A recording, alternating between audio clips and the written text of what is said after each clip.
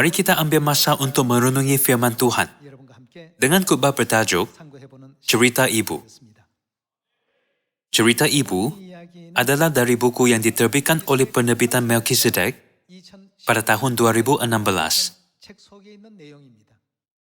Biar saya bacakan. Perkataan utopia dalam novel Thomas More. Utopia bermaksud no place. Dalam novel Samuel Butler, Erewhon, perkataan utopia bermaksud nowhere. Utopia bermaksud tidak wujud di mana-mana. Namun, adakah utopia benar-benar tidak wujud? Hidup kita ialah perjalanan yang pendek tetapi panjang. Melalui perjalanan itu, kita dapat merasai kewujudan dalam setiap segi hidup kita.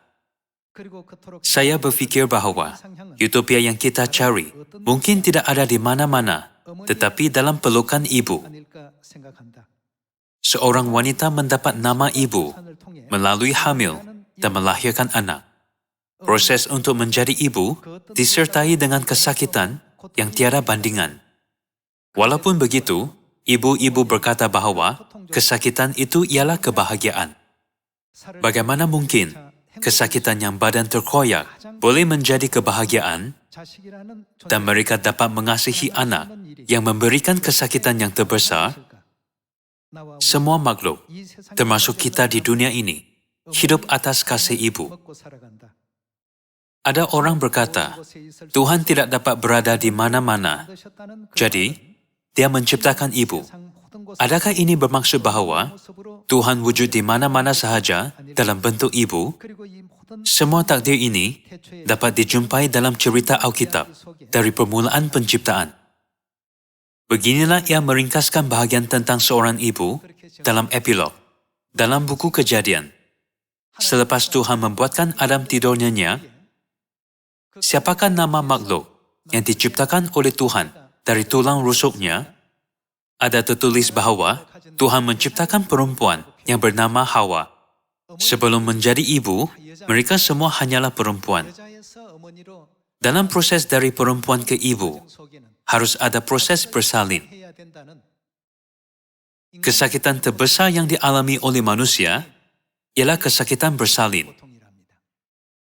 Betapa baiknya ibu-ibu melayani bayi mereka selepas menahan kesakitan bersalin.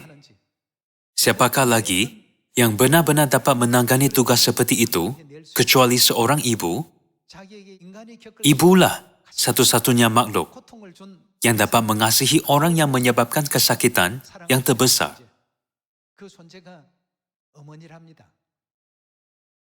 Jadi semasa membaca epilog buku cerita ibu, saya menyedari bahawa kehidupan ibu-ibu di bumi ini dibentuk oleh jin yang mereka waris daripada ibu mereka, yang menjalani kehidupan pengorbanan, pengabdian, dan pelayanan untuk anak-anak mereka. Saya fikir itu adalah sama bagi mana-mana ibu juga. Ibu sanggup merendahkan diri, walaupun dia berada dalam kedudukan yang tinggi dan mulia, jika itu adalah untuk anak. Tidak orang dapat melakukan seperti itu, kecuali ibu. Mengapakah Tuhan menciptakannya seperti ini? Hari ini, mari kita memahami perkara ini melalui Alkitab. Kita menghargai pengorbanan besar ibu-ibu fizikal kita. Namun, apabila kita mencari salah sila ibu-ibu, akhirnya itu sampai kepada Hawa. Menurut Alkitab, Hawa direkodkan sebagai isteri siapa? Isteri Adam. Menurut buku Roma bab 5 ayat 14, Adam melambangkan siapa? Dia melambangkan Kristus yang akan datang. Dalam erti kata lain, bapa rohani kita. Dalam Alkitab, ibu rohani kita, yaitu isteri kepada bapa rohani kita, dirujuk sebagai Hawa. Dialah yang menjadi ibu semua yang hidup. Dalam buku Galatia ada tertulis, Yerusalem surgawi adalah perempuan yang merdeka dan ialah ibu kita. Seorang ibu juga sering merindui ibunya dan ibunya juga merindui ibunya. Apabila kehidupan menyukarkan, mencabar dan letih, masa muda anda sudah berlalu. Anak-anakmu meninggalkan sarang dan tiada orang di sekeliling. Jika Anda ditanya, siapakah yang paling Anda rindu? Tidak kira berapa umur Anda, jawaban itu selalunya ialah ibu. Datuk yang berumur 80-an dan 90-an juga, mereka semua berkata bahawa mereka paling rindu ibu mereka. Apabila orang menyelidiki perkataan apa yang adalah paling indah dalam bahasa-bahasa di seluruh dunia, perkataan itu ialah ibu.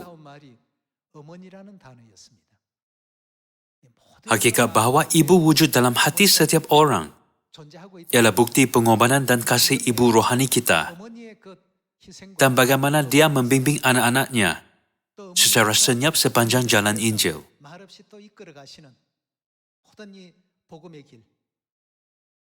Saya rasa semua ini akhirnya menjadi faktor yang membuatkan semua orang merindui ibu. Jadi hari ini, dengan tajuk cerita ibu, mari kita lihat buku Galatia bab 4 ayat 28 terlebih dahulu.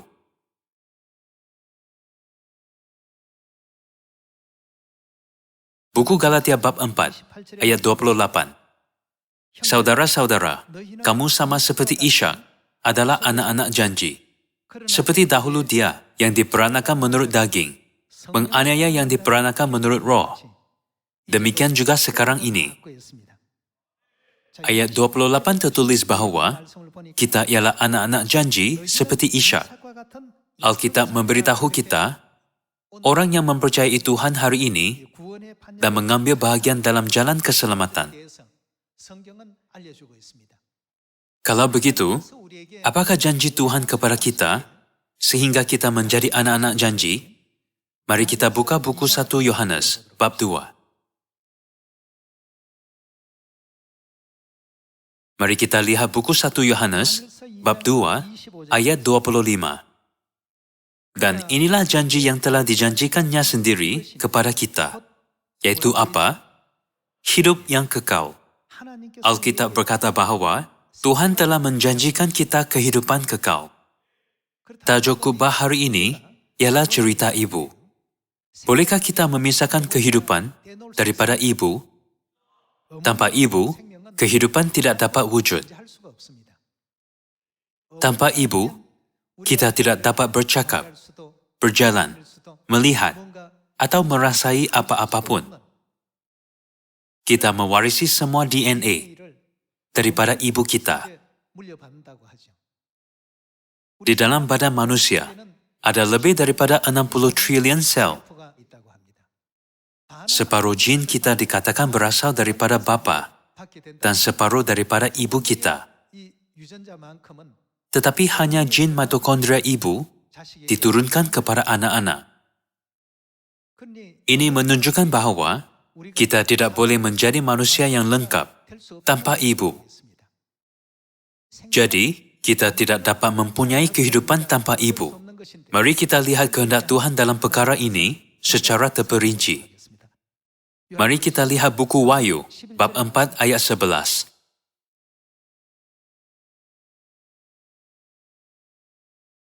Buku Wahyu bab 4 ayat 11. Ya Tuhan dan Tuhan kami, Engkau layak menerima puji-pujian dan hormat dan kuasa, sebab Engkau telah menciptakan segala sesuatu, dan oleh karena kehendak-Mu, semuanya itu ada dan diciptakan. Segala sesuatu diciptakan oleh Tuhan. Dengan kehendak siapakah semuanya wujud? Dengan kehendak Tuhan. Kalau begitu, adakah Tuhan tidak dapat menciptakan segala sesuatu, dilahirkan melalui bapa tanpa ibu? Tuhan dapat, kerana Dia ialah Tuhan yang Maha Kuasa. Namun, Dia tidak berbuat demikian. Sebaliknya, Dia membuatkan semua anak harus dilahirkan melalui ibu. Tanpa ibu, kehidupan tidak mungkin lengkap. Untuk melahirkan generasi seterusnya, seorang ibu harus menahan banyak penderitaan. Jadi, kita boleh berkata bahawa perkataan ibu merangkumi kesakitan, pengorbanan, penderitaan, dan kesengsaraan. Kita senang memanggil ibu, ibu. Anda mempunyai ibu fisikal yang melahirkan badan fisikal Anda dan juga ibu rohani.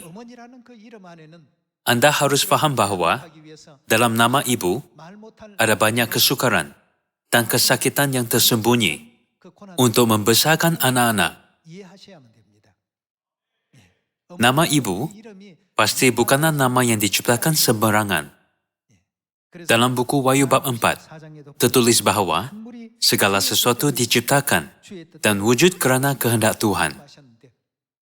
Dalam takdir Tuhan, semua makhluk hidup di bumi ini dilahirkan melalui ibu, bukan melalui bapa. Semua makhluk mewarisi kehidupan fisikal melalui ibu-ibu fisikal. Jadi kita tidak dapat mewarisi kehidupan kekal roh kita tanpa ibu rohani.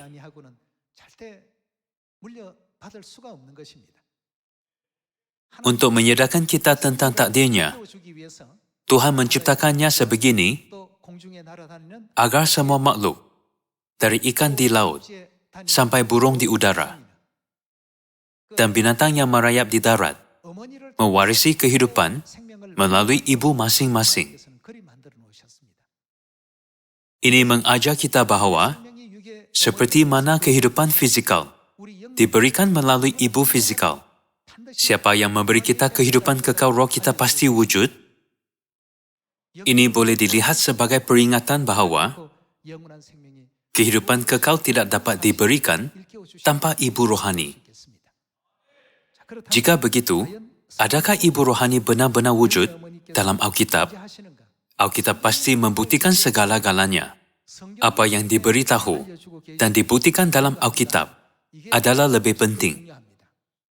Melalui buku Kejadian bab 1, mari kita pastikan ajaran Tuhan bahawa kita mempunyai ibu rohani yang memberi kita kehidupan kekal. Mari kita lihat buku Kejadian bab 1 ayat 26. Bab 1 ayat 26 tertulis, "Berfirmanlah Tuhan, baiklah kita menjadikan manusia menurut gambar dan rupa kita." Jika Tuhan Bapa sajalah yang menciptakan manusia, Dia harus berkata, "Aku akan menjadikan," bukannya "baiklah kita menjadikan." Alkitab ialah buku yang mengajar kita tentang kebenaran. Jika satu Tuhan sahaja yang menciptakan langit, bumi, dan segala isinya, bolehkah sini tertulis, "Baiklah kita menjadikan"? Tidak. Jadi, kita dapat memastikan bahawa pasti ada lebih daripada satu Tuhan yang menciptakan manusia. Mari kita cari jawapan dengan pergi ke ayat 27. Mari kita lihat ayat 27. Maka Tuhan menciptakan manusia itu menurut gambarnya. Menurut gambar Tuhan diciptakannya dia. Laki-laki dan perempuan bagaimana? Diciptakannya mereka. Jika Tuhan berfirman, baiklah kita menjadikan manusia menurut gambar kita, serta menciptakan lelaki dan perempuan, kita dapat faham bahawa Tuhan yang berimej lelaki dan Tuhan yang berimej perempuan yang dirujuk sebagai kita wujud. Bukan? Maksudnya bukan satu Tuhan yang menciptakan manusia. Untuk masa yang lama, manusia merujuk Tuhan yang berimej lelaki sebagai Tuhan Bapa. Kalau begitu, kita panggil Tuhan yang berimej perempuan sebagai siapa? Sudah tentu, Dia ialah Tuhan Ibu, kerana Dia memberi kita kehidupan. Jadi, sama seperti ada bapa dan ibu di dunia fisikal, Tuhan menjadikan kita hakikat bahawa kedua-dua Tuhan Bapa dan Tuhan Ibu wujud di dunia rohani. Inilah janji yang telah dijanjikannya sendiri kepada kita, yaitu hidup yang kekal. Namun, kehidupan itu diberikan kepada manusia hanya melalui ibu. Manusia telah mempelajari prinsip ini selama beribu-ribu tahun kehidupan di dunia fisikal, bukan? Anak-anak tidak dapat dilahirkan tanpa ibu. Bahkan oleh anak-anak kecil pun mengetahui fakta ini. Begitu juga, untuk menerima kehidupan rohani, kita harus ada ibu rohani. Kerana kita memanggil Tuhan yang berimej lelaki Tuhan Bapa, kita harus memanggil Tuhan yang berimej perempuan Tuhan Ibu. Jadi sejak permulaan penciptaan, Tuhan Bapa dan Tuhan Ibu telah bekerja sama-sama untuk menciptakan manusia. Mereka bekerja sama-sama untuk melawan keangkuhan manusia yang membina menara Babel. Inilah sebab kata nama Mazmur, Elohim, digunakan dalam Alkitab apabila merujuk kepada Tuhan. Kata nama Mazmur Elohim digunakan untuk merujuk kepada Tuhan dalam Alkitab bukan kerana tidak ada kata nama tunggal bagi Tuhan. Bukankah ada Eloah dan El ialah kata nama tunggal yang digunakan untuk merujuk kepada satu Tuhan. Namun dalam semua 66 buah buku Alkitab, kita dapat melihat bahawa perkataan Elohim untuk Tuhan telah digunakan lebih daripada 2,500 kali. Ia direkodkan seperti itu dalam teks asal Alkitab. Jadi sarjana Alkitab pun tidak dapat menafi. Jadi, hanya apabila ada ibu, barulah semua manusia dapat menerima apa yang Tuhan janjikan. Apakah itu? Kehidupan kekal. Kita harus menjadi orang yang menerima janji itu, yaitu kehidupan kekal di bumi ini, untuk kembali ke tanah air syurgawi yang abadi, bukan? Bagi orang yang tidak menerima janji ini, tidak kira berapa kali mereka berkata, Tuhan, Tuhan, atau aku percaya, bahkan 100 kali pun, apakah ajaran Yesus dalam buku Matius bab 7? Aku tidak mengenal kamu, enyalah daripadaku, kamu sekalian pembuat kejahatan, bukan? Hanya apabila bapa dan ibu hadir, barulah gereja dapat mempunyai kehidupan kekal, dan orang dapat menjadi anak janji yang akan mewarisi janji kehidupan kekal. Dapatkah kita menjadi anak-anak janji tanpa ibu? Itu adalah mustahil. Itu hanya boleh dianggap sebagai ajaran palsu yang memutabalikan ajaran Tuhan. Kita selalu melihat seorang ibu sentiasa melayani anak-anak dan suaminya. Itulah peraturan yang ditubuhkan oleh Tuhan.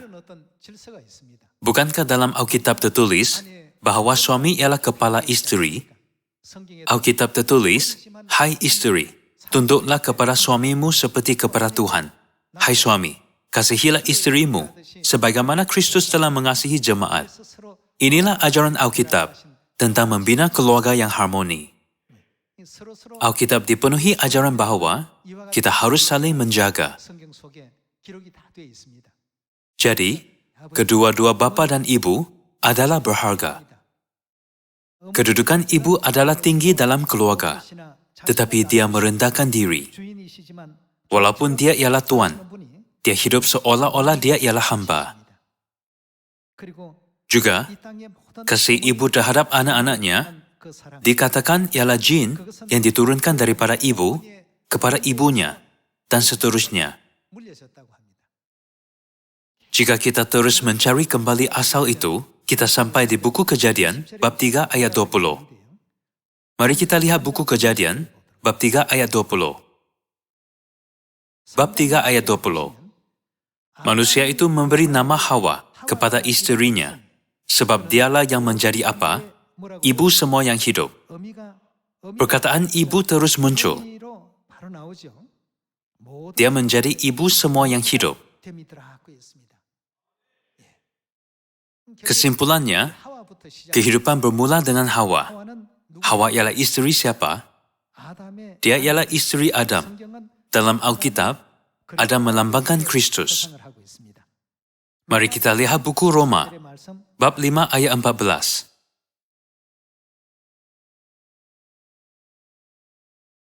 Dalam bab 5 ayat 14 tertulis, Maut telah berkuasa dari zaman Adam sampai kepada zaman Musa, juga atas mereka yang tidak berbuat dosa, sama seperti yang telah dibuat oleh Adam, yang adalah gambaran siapa? Dia yang akan datang. Siapakah yang akan datang? Kristus. Kalau begitu, siapa pasti wujud bersama dengan Kristus? Hawa, sebagai istri rohani, pasti wujud. Jadi, roh dan pengantin perempuan muncul dalam buku Wahyu bab 22. Roh melambangkan Tuhan Bapa dan pengantin perempuan melambangkan isterinya. Secara rohani, Bapa dan isterinya ialah Tuhan Bapa dan Tuhan Ibu. Dalam buku Wahyu bab 21 juga, ada anak domba dan isteri anak domba. Semua kandungan yang sama direkodkan dalam seluruh Alkitab. Jadi Adam ialah gambaran Dia yang akan datang, yaitu Kristus. Dan Alkitab berkata apa tentang Tuhan Ibu, yaitu isteri Kristus? Dialah yang menjadi ibu semua yang hidup. Dalam erti kata lain, Adam melambangkan Tuhan yang berimej lelaki, manakala Hawa melambangkan Tuhan yang berimej perempuan. Tuhan datang ke bumi ini buat kali kedua untuk memanggil semua manusia, yaitu anak-anak yang dikasihi. 2000 tahun dahulu, Dia datang ke bumi ini dalam badan buat kali pertama dan menginjil di Galilea, Nazaret. Menurut ramalan pokok ara, Dia dibaptis sekali lagi pada tahun 1948 dan memulakan kerja penginjilan buat kali kedua di bumi ini. Kemudian, untuk memenuhi ramalan Daud, Dia naik ke syurga selepas menamatkan pelayanan Injil selama 37 tahun. Melalui Rasul Yohanes, dalam buku Wahyu bab 22, Dia menyadarkan kita bahwa semua orang di seluruh dunia harus mengenal Tuhan Ibu dan kembali ke pangkuannya. Mari kita lihat buku Wahyu, bab 22, ayat 17. Roh dan pengantin perempuan itu berkata, marilah. Dalam erti kata lain, Bapa dan Ibu berkata, mereka berkata apa? Kita harus kembali kepada siapa? Kita harus kembali kepada roh dan pengantin perempuan. Maksudnya semua manusia dapat mencapai kesempurnaan iman apabila mereka menyadari Ibu. Hanya apabila kita mengenal Bapa dan Ibu, kita semua dapat kembali kepada Bapa dan Ibu. Roh dan pengantin perempuan itu berkata, marilah, dan barang siapa yang mau, hendaklah ia mengambil air kehidupan dengan cuma-cuma. Aku bersaksi kepada setiap orang yang mendengar perkataan-perkataan nubuat dari kitab ini, yaitu bersaksi kepada setiap orang yang mendengar firman Alkitab. Jika seorang menambahkan sesuatu kepada perkataan-perkataan ini, maka Tuhan akan menambahkan kepadanya malapetaka-malapetaka yang tertulis di dalam kitab ini. Dan jikalau seorang mengurangkan, maka Tuhan akan mengambil bagiannya dari pohon kehidupan dan dari kota kudus, seperti yang tertulis di dalam kitab ini.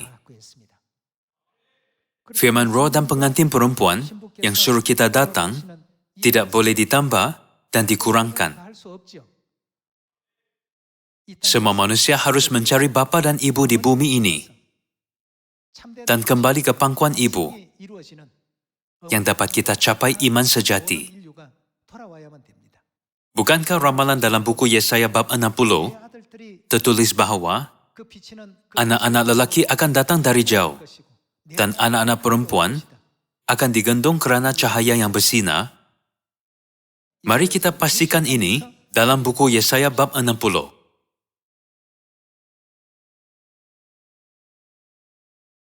Bab 60 ayat 1. Bangkitlah, menjadi teranglah. Sini, mari kita perhatikan bahwa ini ialah cahaya siapa. Sebab terangmu datang, dan kemuliaan Tuhan terbit atasmu. Sini, terangmu merujuk kepada cahaya siapa? Betul, cahaya Yerusalem. Mari kita lihat sebab Tuhan menyuruh kita memancarkan cahaya Yerusalem melalui ayat 2. Ayat 2. Sebab sesungguhnya kegelapan menutupi bumi.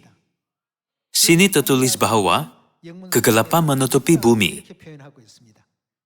Kegelapan menutupi seluruh bumi dan kekelaman menutupi bangsa-bangsa. Mata telinga, dan hati rohani semua 8 bilion manusia sekarang ditutup sepenuhnya. Kegelapan menutupi bumi, dan kekelaman menutupi bangsa-bangsa. Tetapi terang Tuhan terbit atasmu, dan kemuliaannya menjadi nyata atasmu. Ayat 3. Bangsa-bangsa bagaimana? Berduyun-duyun datang kepada terangmu, dan raja-raja kepada cahaya yang terbit bagimu. Bangsa-bangsa berduyun-duyun datang kepada terangmu, dan raja-raja kepada cahaya yang terbit bagimu. Ini bukanlah ramalan yang disebut oleh Anda, atau diberikan oleh saya. Siapakah yang meramalkan ini? Ini ialah ramalan Tuhan. Ayat 4. Lihatlah ke sekeliling, mereka semua datang berhimpun kepadamu. Anak-anakmu laki-laki datang dari jauh, dan anak-anakmu perempuan digendong. Engkau akan heran melihat, dan berseri-seri, dan akan berbesar hati, sebab kelimpahan dari seberang laut akan beralih kepadamu, dan kekayaan bangsa-bangsa akan datang kepadamu. Bilakah perkara ini akan berlaku? Apabila kita menginjil, memberitakan, dan memancarkan cahaya kemuliaan Yerusalem kepada semua bangsa di perkampungan global yang dilitupi kegelapan ini.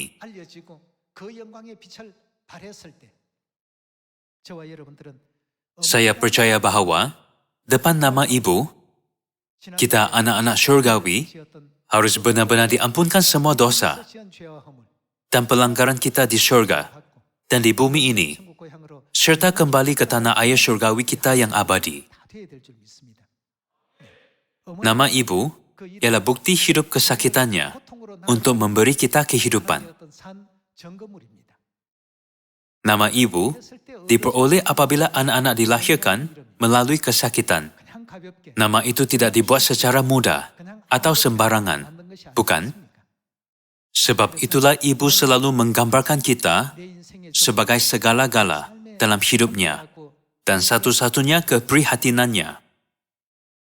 Kita juga harus dapat berkata bahawa Bapa dan Ibu adalah segala-gala hidup kita. Dengan fikiran ini, mari kita sebarkan kemuliaan Tuhan di seluruh Samaria dan sampai ke hujung bumi, serta menyampaikan ajaran-ajaran Tuhan. Semoga kita menjadi orang yang dapat membimbing semua saudara-saudari Sion untuk kembali kepada cahaya Ibu. Sekian terima kasih.